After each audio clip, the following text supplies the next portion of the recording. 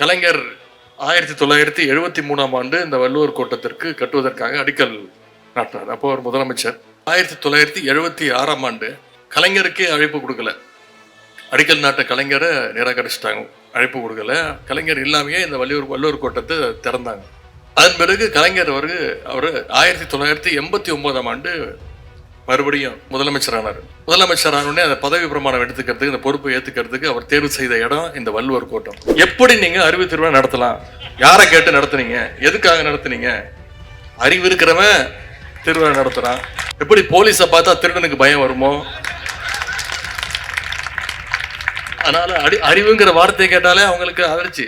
திமுகவை விமர்சிக்கணும், கலைஞரை எதிர்க்கணும் அப்படிங்கிற ஒரே நோக்கத்தோடு துவங்கப்பட்ட கட்சி தான் அண்ணா திராவிட முன்னேற்ற கழகம். திரு எடப்பாடி பழனிசாமி அவர்களுக்கு எந்த கொள்கையும் கிடையாது, திராவிடம்னா என்னன்னு அவருக்கும் தெரியாது. ஏன்னா அவர் படிச்சது ஒரே புக்கு, நானும் தேடிட்டு இருக்கிறேன், இது வரைக்கும் எங்கேயுமே கிடைக்க மாட்டேங்குது. சேக்கிழார் எழுதின கம்பராமாயணம் மட்டும்தான். எம்ஜிஆர் சிலைக்கு மாலை போட்டுட்டு வெளில வந்து பேட்டி கொடுத்தார், அண்ணாவுக்கு மரியாதை செலுத்திட்டு வந்திருக்கிறேன் அப்படின்னு. கருத்தரங்கத்தில் ஏற்கனவே நான் 2வது நாள் பேசும்போது சொன்னேன், இந்த வள்ளுவர் கோட்டத்தை தேர்ந்தெடுத்ததுக்கு நிறைய அறிவு திருவிழாங்கிற நிகழ்ச்சியை நடத்துவதற்கு வள்ளுவர் கோட்டம் தேர்ந்தெடுத்ததற்கு பல காரணங்கள் உண்டு அப்படின்னு. கலைஞர் 1973ஆம் ஆண்டு இந்த வள்ளுவர் கோட்டத்திற்கு கட்டுவதற்காக அடிக்கல் நாட்டினார். அப்போ ஒரு முதலமைச்சர். அதன் பிறகு ஆட்சி கலைக்கப்பட்டது, வேலைகள்லாம் வேகமாக நடந்தது. 1976ஆம் ஆண்டு கலைஞருக்கே அழைப்பு கொடுக்கல, அடிக்கல் நாட்ட கலைஞரை நிராகரிச்சிட்டாங்க. அழைப்பு கொடுக்கல, கலைஞர் இல்லாமையே இந்த வள்ளுவர் கோட்டத்தை திறந்தாங்க. அதன் பிறகு கலைஞர் அவர் 1989ஆம் ஆண்டு மறுபடியும் நீண்ட இடைவெளிக்கு பிறகு முதலமைச்சரானார். முதலமைச்சரானே அந்த பதவி பிரமாணம் எடுத்துக்கிறதுக்கு, இந்த பொறுப்பை ஏற்றுக்கிறதுக்கு அவர் தேர்வு செய்த இடம் இந்த வள்ளுவர் கோட்டம். பொதுவாக வள்ளுவர் கோட்டம்னாலே கொஞ்சம் எல்லாரும் பயப்படுவாங்க. நிறைய பேர் சொல்லுவாங்க, கொஞ்சம் ராசி இல்லாத இடங்க அப்படின்வாங்க. நான் இந்த இடத்த தேர்ந்தெடுத்ததுக்கு அதுவும் மிக மிக முக்கியமான காரணம். ஏன்னா அறிவு திருவிழா நடத்துவதற்கும் ராசிக்கும் எந்த சம்பந்தம் இல்லைன்னு நம்புறவன் நான். இப்படிதான் சென்ற சட்டமன்ற தேர்தலின் பொழுது நிறைய பேர் ஜோசியெல்லாம் பார்த்தாங்க. உங்களுக்கு தெரியும், கட்டம் சரியில்லை, ஜாதகத்திலேயே சொல்லியாச்சு, அந்த வாய்ப்பே கிடையாது அப்படிலாம் சொன்னாங்க. ஆனால் தமிழ்நாட்டு மக்கள் ஒரே மனதாக தேர்ந்தெடுத்தார். நம்முடைய முதலமைச்சர் அவர்கள் தமிழ்நாட்டு மக்கள் தேர்ந்தெடுத்தாங்க. அதற்கு வலு சேர்க்கணும் அப்படிங்கிறதுக்காக தான் இன்னைக்கு இந்த வள்ளுவர் கோட்டத்தில் இந்த நிகழ்ச்சியை நடத்துவதற்கு முதல்ல ஒத்துக்கிட்டோம். புத்தக காட்சியில் கிட்டத்தட்ட 60 கடைகள் அமைக்கப்பட்டு 46 பதிப்பகங்கள் பங்கு பெற்றன. அதுலேயும் ஒரு சிறப்பு என்னன்னா, புத்தக கண்காட்சிக்குள்ள நுழையும் போது முதல் கடையே இளைஞரனுடைய முத்தமிழர் பதிப்பகத்துடைய முதல் கடை. அனைத்து கடைகளையும் பார்த்துட்டு நீங்கள் வெளியில் வரணும்னா கடைசி கடையாக இருந்தது கலைஞர் கருவூலத்துடைய கடை. இதுக்கிடையில் இருந்த ஸ்டால்ஸில் திராவிட இயக்க, கம்யூனிஸ்ட, அம்பேத்கரின் நூல்கள், பெண் விடுதலை பற்றி பேசுகின்ற நூல்கள், திராவிட சினிமா பற்றிய நூல்கள்னு பல முற்போக்கு நூல்களை இடம்பெற்ற வச்சிருந்தோம். இன்னொரு கூடுதல் சிறப்பு, திருநங்கை பதிப்பகத்துக்கும் ஸ்டால் ஒதுக்கப்பட்டு அந்த தோழர்களுடைய புத்தகங்களும் இன்னைக்கு இங்கே பெரிய அளவில் இந்த கடந்த 7 நாட்களில் விற்பனையாகியிருக்கு. அது மட்டும் இல்லாமல் இந்த அறிவு திருவிழாவில் கடந்த 7 நாட்களாக இந்த மேடையில் பல கலை நிகழ்ச்சிகளும் வைரலாக இருக்கு. பல்வேறு தலைப்புகளில் பேச்சாளர்களுடைய பேச்சும் இன்னைக்கு அனைவராலும் கவனிக்கப்பட்டிருக்கு. கடந்த 2 நாட்களாக ஏற்கனவே சொன்னது போல சிவகங்கை மாவட்டத்தில் சுற்றுப்பயணத்தில் இருந்தேன். அங்கே சுற்றுப்பயணத்தில் பல்வேறு உடன்பிறப்புகள், திராவிட இயக்கப்பட்டார்கள்னு பல பேரை சந்தித்தேன். அவங்க அத்தனை பேரும் சொன்ன வார்த்தை, பாராட்டினது, இளைஞர் அணி மிகச்சிறந்த முன்னெடுப்பு எடுத்திருக்கீங்க, இந்த அறிவு திருவிழாவை ஒரு மிகச்சிறந்த எடுத்துக்காட்டு நிகழ்ச்சியாக நடத்தியிருக்கிறீங்க, அதற்கு எங்களுடைய பாராட்டுகள் அப்படின்னு சொன்னாங்க. இங்கே பேசின பல பேர்ல கூட பேசியிருக்காங்க, இது ஒரு 4 வருடங்களுக்கு முன்பாகவே இந்த முயற்சியில் ஈடுபட்டிருக்கணும் அப்படின்னு சொன்னாங்க. அந்த உண்மையை நானும் நிச்சயம் உணர்கிறேன். இனிமேல் நம்முடைய தலைவர் சொன்னது போல வருடம் வெவ்வேறு மாவட்டங்களில் நிச்சயம் இந்த அறிவு திருவிழாவை நம்முடைய இளைஞர் அணி இன்னும் சிறப்பாக நடத்துவதற்கான முயற்சிகளில் நாங்கள் ஈடுபடுவோம். இதையெல்லாம் பார்க்கும்பொழுது, இங்க வந்திருக்கக்கூடிய இந்த வரவேற்பை எல்லாம் பார்க்கும்பொழுது, இந்த அறிவு திருவிழாவை எந்த நோக்கத்திற்காக நடத்தணுமோ அந்த நோக்கம் நிறைவேறிக்குங்கிற நம்பிக்கை, மகிழ்ச்சி எனக்கு இங்க வந்திருக்கக்கூடிய வாசக பெருமக்கள், இளைஞர் தம்பிமார்கள் கொடுத்துருக்கிறீங்க. நம்ம கரெக்டான டார்கெட்டை நோக்கி பயணிச்சுட்டு இருக்கிறோம் அப்படிங்கிற அந்த மனநிறைவை நீங்க அத்தனை பேரும் எனக்கு கொடுத்துருக்கிறீங்க. எதற்காக இப்படி ஒரு நிகழ்ச்சி, எதற்காக இப்படி ஒரு முற்போக்கு திருவிழா, முற்போக்கு புத்தக காட்சி அப்படின்னு கேட்டீங்கன்னா, தமிழ்நாட்டு இருக்கக்கூடிய இளைஞர்களை அரசியல்படுத்த வேண்டும் அப்படிங்கிற அந்த ஒரே நோக்கத்தோடு தான் இந்த முயற்சி எடுக்கப்பட்டது. கழக இளைஞரணி தோழர்கள் நிறைய படிக்கணும், நிறைய கருத்துக்களை தெரிஞ்சுக்கணும். நம்ம நிறைய பேர் விமர்சனம் செய்வாங்க, விமர்சனத்துக்கு அப்பாற்பட்டவர் யாருமே கிடையாது. அப்படி விமர்சனம் செய்வங்களுடைய கருத்துக்களையும் நாம தெரிஞ்சுக்கணும், அதுக்கும் பதில் சொல்வதற்கு நாம தயாராக இருக்கணும். அந்த பதிலை தேடி நாம போகணும், அதுக்கு படிக்கணும், வரலாறு தெரிஞ்சுக்கணும். அந்த விமர்சனங்களுக்கு சரியான பதிலடி கொடுக்கும்போது நம்மளாலும் அரசியல் களத்துல சரியான பாதையில போக முடியும், உறுதியா நிற்க முடியும் அப்படின்ற அந்த நம்பிக்கை தான். இளைஞர்களுடைய அறிவை வளர்க்கணும், ஆற்றலை பெருக்கணும்னு இவ்வளவு வேலைகளை நாம செஞ்சிட்டு இருக்கிறோம், இவ்வளவு மெனக்கெட்டு இவ்வளவு வேலைகளை செஞ்சிட்டு இருக்கிறோம். ஆனா இன்னைக்கு நாட்டில் பார்த்தீங்கன்னா சில பேர் அவங்களுடைய தொண்டர்கள் அறிவாளிகள் இருக்கிறது அவங்களே தலைவர்களே விரும்புறதில்லை. எங்க தன்னுடைய தொண்டர்களுக்கு அரசியல் அறிவும் தெளிவும் வந்துட்டா அவங்களால இனி அரசியலே நடத்த முடியாதுன்னு சில தலைவர்கள் பயந்துகிட்டு இருக்கிறாங்க. உதாரணத்திற்கு அண்ணா திராவிட முன்னேற்ற கழகத்தை எடுத்துக்கோங்க. அண்ணா திராவிட முன்னேற்ற கழகத்துடைய தொண்டர்களுக்கு பெரியார் கொள்கையை பத்தி தெரியாது, பேருங்க அண்ணா என்ன சொன்னாருன்னு தெரியாது. இன்னும் சொல்ல போனா அதிமுகன்ற கட்சி எதுக்காக தொடங்கப்பட்டதுன்னே அவங்களுக்கு தெரியாது. திமுகவை விமர்சிக்கணும், கலைஞரை எதிர்க்கணும் அப்படிங்கிற ஒரே நோக்கத்தோடு துவங்கப்பட்ட கட்சி தான் அண்ணா திராவிட முன்னேற்ற கழகம். இப்பவும் அந்த கொள்கைகள் தெரியக்கூடாதுன்னு அந்த கட்சியினுடைய நிரந்தர பொதுச் செயலாளர் திரு எடப்பாடி பழனிசாமி அவர்கள் இன்னும் அந்த பணியில் அவர் ஈடுபட்டு இருக்கிறார். ஏன்னா அவங்களுக்கு வரலாறு தெரிஞ்சிருச்சுன்னா, கொள்கை தெரிஞ்சிருச்சுன்னா, மக்கள் இன்னைக்கு திரு எடப்பாடி பழனிசாமி அவர்களை பார்த்து கேட்கிற கேள்வியை நாளைக்கு அண்ணா திராவிட முன்னேற்ற கழகத்துடைய தொண்டர்கள் நாளைக்கு அவங்களுடைய தலைவர்களை பார்த்து கேட்க ஆரம்பிச்சிடலாம். கேட்பாங்கல்ல, பாஜகவோட இன்னைக்கு இனிமே எந்த காலத்திலையும் கூட்டணி இல்லைன்னு உங்களுடைய தலைவர் ஜெயலலிதா அம்மையா இருந்தபோது சொன்னாங்களே, இப்ப ஏன் கூட்டணி வச்சிங்க அப்படின்னு கேட்கறதுக்கான வாய்ப்புகள் இருக்குல்ல. ஏன் நீங்களே சொன்னீங்களே 4 மாசம் முன்னாடி இனி எந்த காலத்திலையும் பாஜகவோட கூட்டணி கிடையாதுன்னு நீங்களே சொன்னீங்களே, இப்ப மறுபடியும் நாம பாஜகவுக்கு அடிமையா போயிட்டோமே அப்படின்னு அதிமுக தொண்டர்கள் திரு எடப்பாடி பழனிசாமி அவர்களை பார்த்து கேட்பாங்க. அதனாலதான் அந்த தொண்டர்களுக்கு எதுவுமே தெரியக்கூடாதுன்னு திரு எடப்பாடி பழனிசாமி அவர்கள் நினைக்கிறார். அதிமுக தொண்டர்களுக்கு கொள்கை தெரியாம இருந்தா கூட பரவாயில்ல, திரு எடப்பாடி பழனிசாமி அவர்களுக்கு எந்த கொள்கையும் கிடையாது, திராவிடம்னா என்னன்னு அவருக்கும் தெரியாது. ஏன்னா அவர் படிச்சது ஒரே புக்கு, நானும் தேடிட்டு இருக்கிறேன், இது வரைக்கும் எங்கேயுமே கிடைக்க மாட்டேங்குது. சேக்கிழார் எழுதின கம்பராமாயணம் மட்டும்தான். நாங்களும் புத்தக காட்சியா தேடிட்டு இருக்கிறேன். கொள்கைகள் மட்டும் மறக்கல, அவருடைய தலைவரே யாருன்னு அவர் மறந்திருக்கிறார் பல நேரத்தில். சமீபத்தில் தொலைக்காட்சியில பார்த்திருப்பீங்க, எம்ஜிஆர் சிலைக்கு மாலை போட்டுட்டு வெளில வந்து பேட்டி கொடுத்தார், அண்ணாவுக்கு மரியாதை செலுத்திட்டு வந்திருக்கிறேன் அப்படின்னு. அப்படிப்பட்ட தலைவர் அண்ணா திராவிட முன்னேற்ற கழகத்துடைய நிரந்தர பொதுச் செயலாளர், எதிர்கட்சி தலைவர் அவர்கள். இதுதான் இன்னைக்கு அதிமுகவுடைய நிலைமை. ஆனா திராவிட முன்னேற்ற கழகத்தை, நம்முடைய இயக்கத்தை நீங்க யோசிச்சு பாருங்க. நம்ம கிட்ட இருக்கக்கூடிய கிட்டத்தட்ட 200 இளம் பேச்சாளர்களை நாம தேர்வு செஞ்சிருக்கிறோம். அந்த இளம் பேச்சாளர்களை விட்டீங்கன்னா ஒவ்வொருத்தரும் 2 மணி நேரம் 3 மணி நேரம் மணிக்கணக்கில் திராவிடத்தை பத்தியும் நம்முடைய இயக்கத்துடைய கொள்கைகளை பத்தியும் அந்த 200 பேச்சாளர்களும் போட்டி போட்டுக்கிட்டு பேசுவாங்க. அதிமுக தான் எப்படி இருக்குன்னா, இன்னும் சில கும்பல்கள் புதுசா கிளம்பி இருக்கு.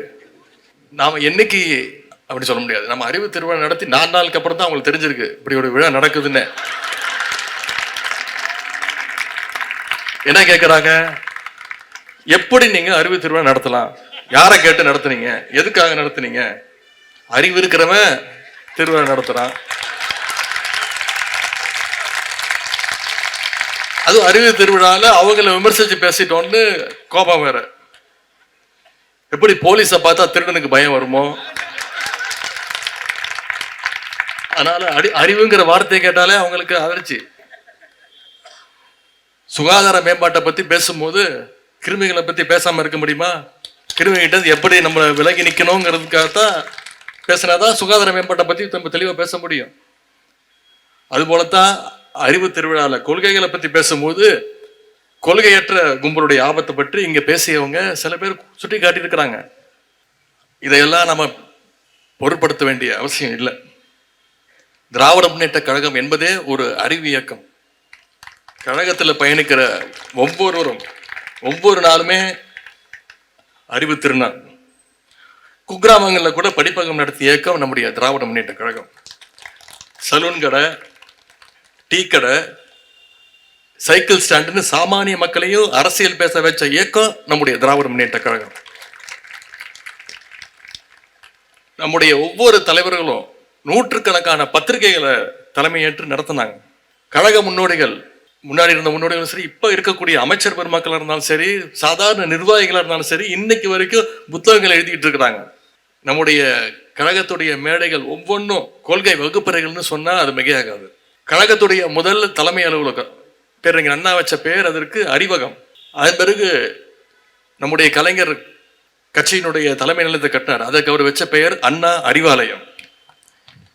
இப்படி அறிவுக்கு முக்கியத்துவம் வந்துட்டு இருக்கிறதுனால தான் இன்னைக்கு திராவிட முன்னேற்ற கழகம் ஒட்டுமொத்த இந்தியாவுக்கும் ஒரு வழிகாட்டியான கழகமாக இயக்கமாக இன்னைக்கு நடைபோட்டு கொண்டிருக்கிறது. அதனால தான் அந்த உரிமையில தான் நாம் அறிவு திருவிழாவை நடத்துகிறோம். நாம் இப்போ அத்தனை பேருக்கும் வெறுப்படைஞ்ச அத்தனை பேருக்கும் ஒரு சவால் விடுறோம், நீங்களும் நடத்துங்க, நடத்தி காட்டுங்க பார்ப்போம். ஆகவே அடிமைகளையும் பாசிஸ்டுகளையும் கொள்கையற்ற வெற்று அட்டைகளையும் கண்டு நாம அச்சப்பட தேவையில்லை, அவங்களுக்கெல்லாம் நம்ம பதில் சொல்ல தேவையில்லை. நிச்சயம் சொல்றேன், இந்த அறிவு திருவிழா கழக வரலாற்றில் என்னைக்கும் நிச்சயம் நீடித்து நிலைக்கும். இன்னைக்கு அறிவு திருவிழா நிறைவு பெற்று வள்ளுவர் கோட்டத்திலிருந்து நாம் எல்லாம் புறப்படுறோம். ஏதோ இளைஞரணி அமைப்பாளர்கள் சகோதரர்கள்லாம் பார்க்கும்பொழுது ஏதோ காலேஜ் ஃபேர்வெல் டே முடிச்சுட்டு நண்பர்களை விட்டு கிளம்புற மாதிரி உங்களுடைய முகத்துல ஒரு சோகம் தெரியுது. சோகமா மகிழ்ச்சியான்னு போக தெரியும். நாம இங்க இருந்து புறப்பட்டு அடுத்த வேலையை பார்க்க போறது இல்லை. அடுத்த வேலை என்னன்னா, அடுத்து வர இருக்கக்கூடிய சட்டமன்ற தேர்தல் வேலையை பார்க்க போறோம். இந்த அறிவு திருவிழாவில் நம்ம பேசின விஷயங்களை, பரிமாறிக்கொண்ட கருத்துக்களை, கேட்ட கருத்துக்களை பட்டி தொட்டிக்கும் நம்ம போய் சேர்க்கணும். அதற்காகத்தான் இந்த அறிவு திருவிழா நடத்தப்பட்டது. தெருமுனை கூட்டங்கள், தலைவர் சொன்ன மாதிரி சின்ன சின்ன யூடியூப் வீடியோஸ், ரீல்ஸு, சோசியல் மீடியான்னு நம்முடைய கருத்துக்களை நம்ம பகிர்ந்துக்கணும். ஏன்னா இன்னைக்கு நாடு மிக மிக முக்கியமான ஒரு காலகட்டத்தில் நம்முடைய நாடு இருக்கின்றது. இவ்வளவு நாட்களாக எதிர்கட்சிகளை மிரட்ட இடி, ஐடி, சிபிஐ போன்ற அமைப்புகளை வச்சு பயமுறுத்திட்டு இருந்தாங்க. சில நாட்களுக்கு முன்பு என்ன கூட பயமுறுத்த முயற்சி பண்ணாங்க ஈடியை வச்சு. அதுக்கெல்லாம் பயப்படுற ஆளா நான்?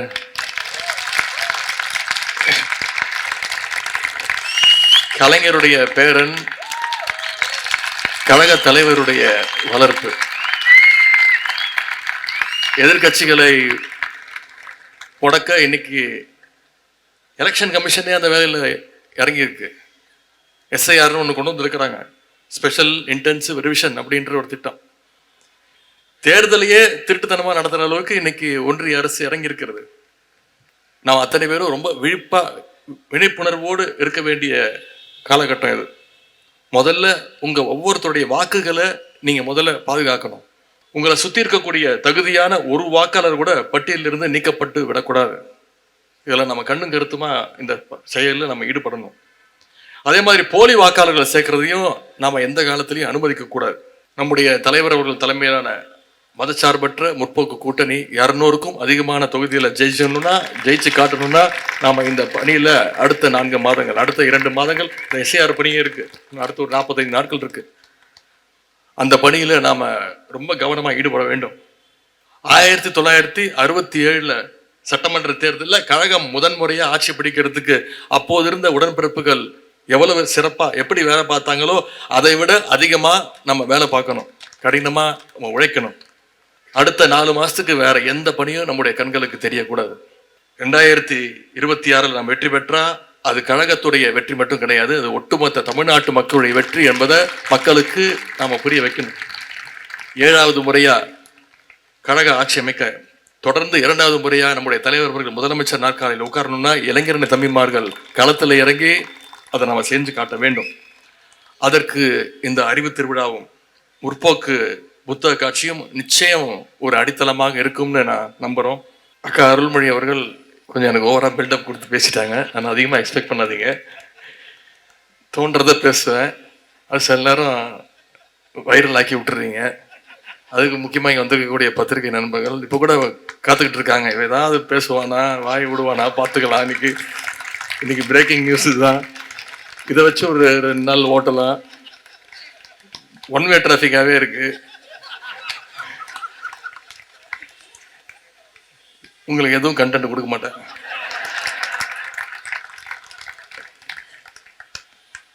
அதுவும் அக்காவே சொல்லிட்டாங்க 2 நாளுக்கு முன்பு கிட்டத்தட்ட 40 நிமிஷம் 9 மணிக்கு பேச ஆரம்பிச்சு 9:45 வரைக்கும் பேசினாப்புல அப்படின்னு. நீங்க பயந்துடக்கூடாது. இன்னைக்கு 9 மணி வரைக்கும் பேசுவானா?